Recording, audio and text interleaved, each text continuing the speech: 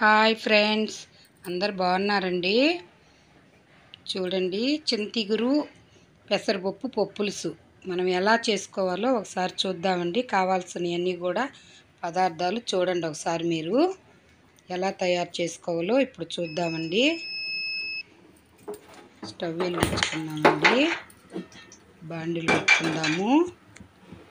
ఇప్పుడు మనం 1 కప్పు పెసరపప్పు వేసుకొని ఒక 2 నిమిషాల పాటు సిమ్లో పెట్టుకొని వేయించుకుందామండి.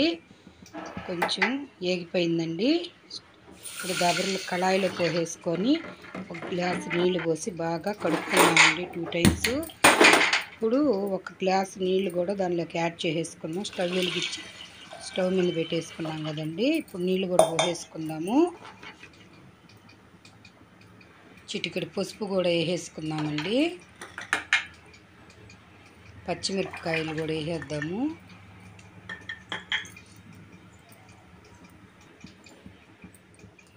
కొంచెం పొంగకుండా ఉండడానికి 1 స్పూన్ ఆయిల్ కూడా దానిలో యాడ్ చేసేసుకుందామండి. ఉడుకుతుంది. తరిగి పెట్టుకున్నాం కదండి టమోటాలు, అవి కూడా వేసేసుకుందాము. ఎర్రగడ్డలు అవి కూడా కొంచెం వేసేసుకుందామండి.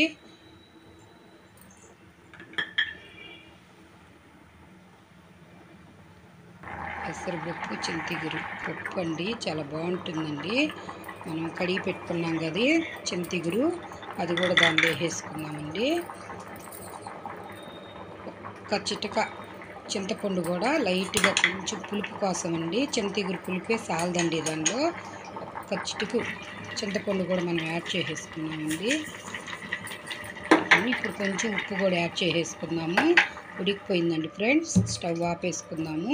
పప్పు గుత్తి తీసుకొని బాగా ఒక 2 నిమిషాల పాటు బాగా ఎన్నించుకుందామండి. పప్పు ఎనిగిపోయింది ఫ్రెండ్స్. ఇప్పుడు 1 గ్లాసు నిండా వాటర్ కూడా పోసేసుకుందాము.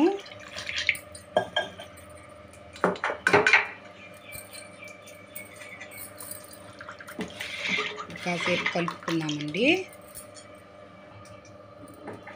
ఇప్పుడు స్టవ్ వెలిగించుకున్నామండి.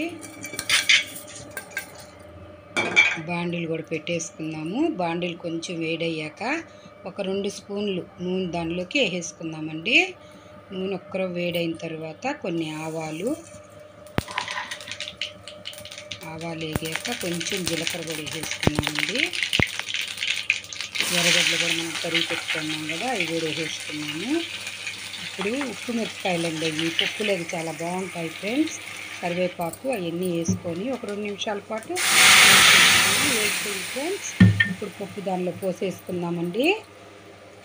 ఒక 5 నిమిషాల పాటు బాగా ఉడికించుకున్నాము. ఇంకొంచెం కూడా మనం నీళ్ళు యాడ్ చేసేసుకుందామండి. కరివేపాకు కొత్తిమీర కూడా దానిలో వేసేసుకుందాము.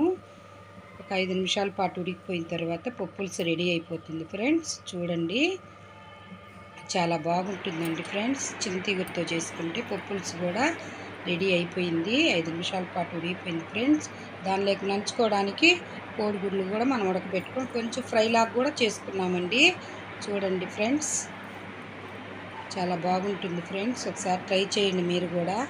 మీకు నచ్చితే ఒక లైక్ కొట్టండి ఫ్రెండ్స్.